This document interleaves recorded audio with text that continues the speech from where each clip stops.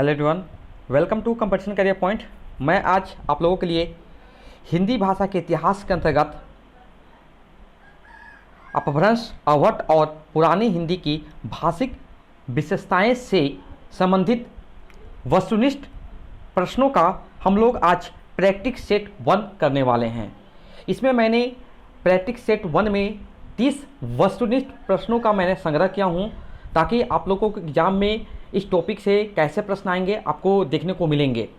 वो सारे मैंने प्रश्नों का संग्रह किया हूँ जो प्रीवियस ईयर्स में जिस टाइप के पूछे जाते हैं उससे भी, और अब आने वाला एग्जाम में भी किस प्रकार के प्रश्न पूछ जाएंगे, मैंने सारे प्रश्नों का संग्रह किया हूँ।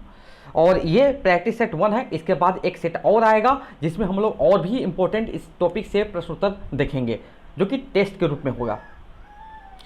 शुरुआत करने से पहले अगर झारखंड पेटी हिंदी का तैयारी कर रहे हैं, किसी प्रकार का नोट्स या पीडीएफ चाहते हैं जो पेड पीडीएफ होंगे, तो आप लोग सिर्फ मैसेज करना है व्हाट्सएप में 7004501486। Only message.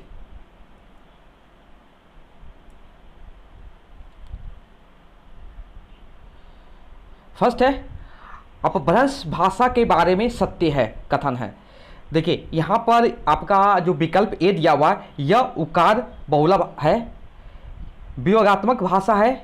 इसमें लिंग और वचन दो भेद हैं, लिंग के भी 2 भेद, वचन के भी 2 भेद, उपयुक्त सभी। तो यहाँ पर जितने भी यहाँ पर लिखे हुए अपभ्रंश भाषा के बारे में सारे कथन सही हैं, तो यहाँ से विकल्प आपका डी बिल्कुल सही जवाब हो जाएगा।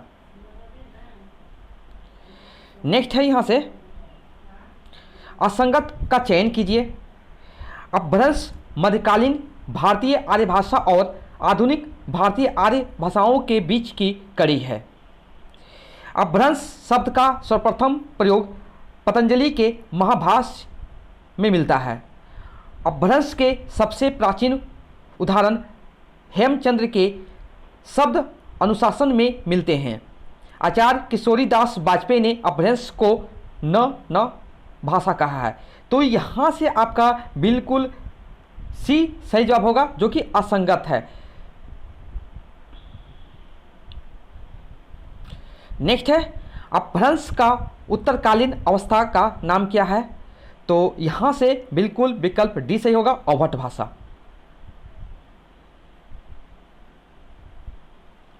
दोहा या दुहा मूलतः किस भाषा का छंद है, तो यहाँ से आपका जो विकल्प सही होगा विकल्प बी हो जाएगा, अपभ्रंश। नेक्स्ट है अपभ्रंश का शाब्दिक अर्थ है आर्य, इंडो, विकृत, पाली। तो यहाँ से विकल्प सी विकृत मीन्स होता है बिगड़ा हुआ। नेक्स्ट है उ विभक्ति उकार बहुला भाषा के रूप में निम्न से कौन सी प्रसिद्ध है? खड़ी बोली, अपभ्रंश, हिंदी, संस्कृत। यहाँ से आपका विकल्प बी सही जवाब होगा, अपभ्रंश। 7 नंबर है संस्कृत की अति जटिल कारक व्यवस्था किसमें अति सरल हो गई है? माने कि जो हम लोग संस्कृत में जो कारक व्यवस्था पढ़ते थे जो कि जटिल होता था, अब वही बताया जा रहा है कि किस में सरल वो हो गई है, किस भाषा में? अपभ्रंश, अवधी, सधुकड़ी, ब्रजभाषा। तो यहाँ से हो गया अपभ्रंश हो जाएगा 7 के 1। 8 नंबर है अपभ्रंश में कौन कौन सी ध्वनि विलुप्त है, तो यहाँ से विकल्प ए हो जाएगा सही जवाब। अपभ्रंश में री के स्थान पर किस वर्ण का प्रयोग नहीं होता है? री का अ, री का ई, री का च, री का ए। देखिए यहाँ पर जितने भी है स्वर्ण का सिंपल यूज होता है, तो यहाँ पर व्यंजन का नहीं। ये विकल्प सी आपका बिल्कुल सही जवाब हो जाएगा। 10 नंबर अपभ्रंश की ध्वनियाँ मूलतः कौन सी विभक्तियाँ में संस्कृत में ओ का उ होना प्रवृत्ति का परिणाम है? तो यहाँ से होगा प्रथमा, विकल्प ए सही जवाब। 11 नंबर अपभ्रंश भाषा की महत्वपूर्ण विशेषताएं के बारे में सही कथन है। अपभ्रंश को उकार बहुला भाषा कहा गया है, बिल्कुल सही जवाब है। अपभ्रंश वियोगात्मक हो रही थी, अर्थात अपभ्रंश में विभक्तियों के स्थान पर स्वतंत्र प्रसंगों का प्रयोग होने लगा था, ये भी सही है। अपभ्रंश में दो वचन कौन कौन, एक वचन और बहुवचन, दो ही लिंग पुल्लिंग और स्त्रीलिंग मिलते हैं। अवट अपभ्रंश की प्रवृत्ति या परिवर्तित रूप है। यहाँ पर जितने भी लिखे हुए अपभ्रंश भाषा के विशेषताएं के बारे में बिल्कुल सब सही जवाब है, मैंने को उपयुक्त सभी हो जाएंगे यहाँ पर। नेक्स्ट है 12 नंबर, अपभ्रंश भाषा में लिखित रामचरित्र है। तो यहाँ से विकल्प आपका सी सही जवाब होगा। नेक्स्ट है अपभ्रंश भाषा का काल है, तो यहाँ से आपका बिल्कुल हो जाएगा विकल्प सी 500 ईस्वी से 1000 ईस्वी। नेक्स्ट है अपभ्रंश के प्रथम कवि हैं, तो बिल्कुल आप लोग सही जवाब दे रहे होंगे स्वयंभू।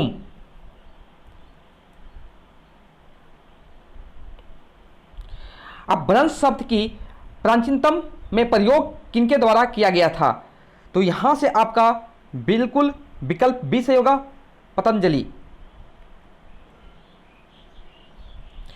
अपभ्रंश के भेदनागर, उपनागर और वाचड़ किसने दिए हैं, तो यहां से विकल्प डी हो जाएगा, मार्कंडे।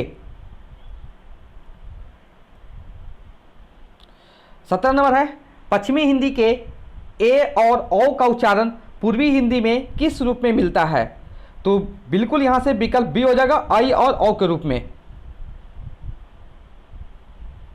18 नंबर है निम्नलिखित में से भाषा के संदर्भ में अपभ्रंश शब्द का प्रयोग किस शताब्दी से प्रारंभ हुआ था, तो यहां से आपका बिल्कुल विकल्प ए हो जाएगा, 6ठी शताब्दी। नेक्स्ट है आदिकालीन हिंदी में दो नए स्वर कौन कौन से हैं जिसका विकास हुआ है, जो संयुक्त स्वर थे परंतु इसका उच्चारण आई और औ के रूप में होता है। तो यहां से आपका बिल्कुल विकल्प बी सही जगह, ए और ओ।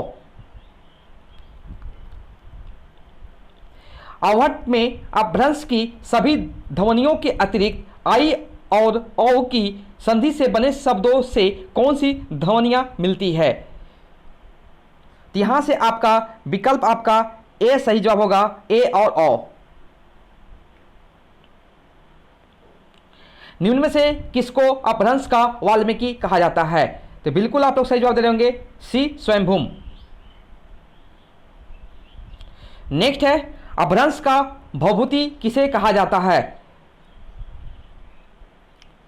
तो यहां से आपका विकल्प बी होगा, पुष्पदंत।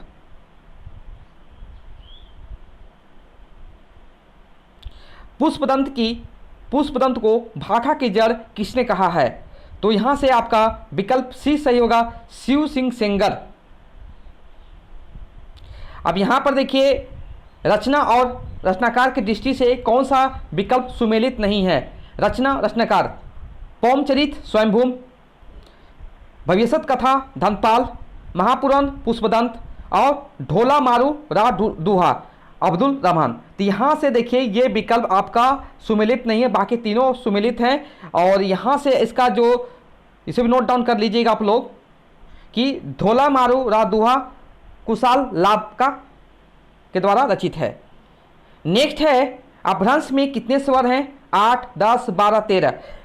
देखिए मेरे अनुसार तो यहाँ पर अभी 8 होना चाहिए, लेकिन कहीं कहीं पर देखिएगा ये अगर आप लोग को अगर सही इसका यानी कि यहाँ पर 2 आंसर आपको मिलेंगे, एक 8 होंगे या 10 होंगे। तो कहीं कहीं पर देखिए मैक्सिमम जगह 8 लिखा हुआ, कहीं कहीं आपका 10 भी लिखा हुआ है। तो विकल्प में यहाँ पर दोनों दिया हुआ है, तो आप लोग देखिए कौन सा ज़्यादा एक्यूरेट आंसर है। मेरे अनुसार से अभी मैंने 8 का यहाँ पर क्लिक करूँगा, लेकिन कहीं कहीं पर अपभ्रंश में 10 स्वर थे दिया हुआ रहता है, तो इन्हें भी ध्यान रखेंगे। आप लोग अगर अच्छे से आंसर पता होगा तो आप लोग कमेंट सेक्शन में जरूर रिप्लाई कीजिएगा इसके बारे में। देखिए यहाँ पर दोनों, कहीं आप देखिए गूगल में देखिएगा तो 8 भी दिया हुआ है, कहीं कहीं भी देखिएगा 10 भी दिया हुआ है। तो आप लोग देखिएगा कि कौन सा आंसर राइट होगा, 8 वाला या 10 वाला।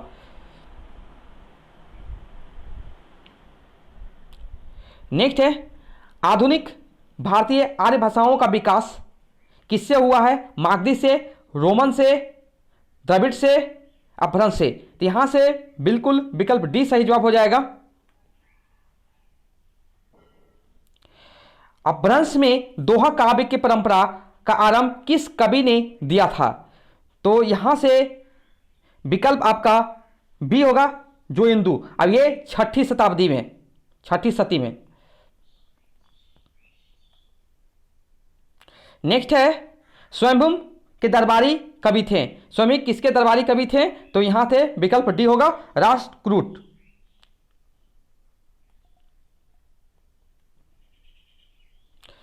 नेक्स्ट है स्वयंभू किस सदी के कवि थे? 8वीं सदी, 6ठी सदी, 10वीं सदी, 11वीं सदी। तो यहां से, तो यहां पर इसका राइट आंसर 8वीं सदी हो जाएगा, लेकिन कहीं कहीं पर 9वीं सदी भी दिया हुआ रहता है। तो देख लीजिएगा आप लोग, इसका भी आप लोग कमेंट्स में रिप्लाई कीजिएगा। कहीं कहीं दिया रहता है स्वयंभू की 9वीं शताब्दी के कवि थे। तो ये आप लोग को देख लीजिएगा, मैंने 2 प्रश्नों का मैंने बताया है, उनको आप लोग कमेंट्स में बताना है। अगर सही, अगर आंसर पता है तो, और मेरे अनुसार से जो आंसर था मैंने आपको बता दिया है। आज का अंतिम प्रश्न जो है, अपभ्रंश में कौन कौन से व्यंजन नहीं थे?